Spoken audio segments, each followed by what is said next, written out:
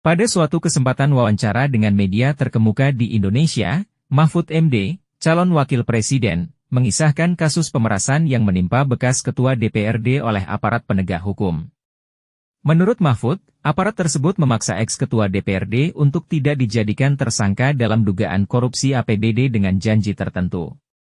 Dalam sebuah posting di media sosial pada 20 Januari 2024, Mahfud mengungkapkan bahwa ex-ketua DPRD tersebut selalu dipanggil oleh aparat penegak hukum dengan tuduhan memimpin korupsi APBD. Setiap kali dipanggil, ia mengalami pemerasan agar tidak ditetapkan sebagai tersangka. Mahfud menyebutkan bahwa aparat keamanan bahkan menunjukkan foto-foto kekayaan, aset, dan istri simpanan sebagai bukti dugaan korupsi yang memalukan. Meskipun Mahfud tidak mengungkapkan identitas ex-ketua DPRD tersebut, ia menekankan bahwa orang tersebut hidup dalam tekanan dan terus membayar untuk menghindari status tersangka.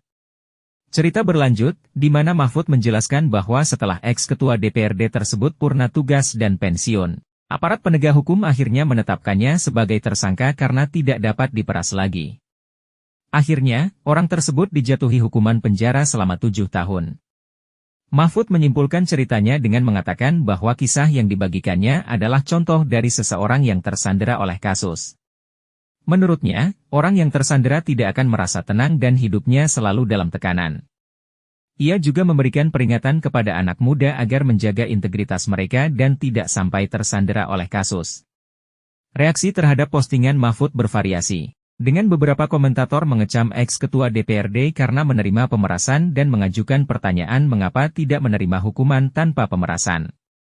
Sementara itu, ada juga komentator yang melihat kasus ini sebagai tanda-tanda demokrasi yang tersandera, memberikan peringatan kepada generasi muda untuk berhati-hati.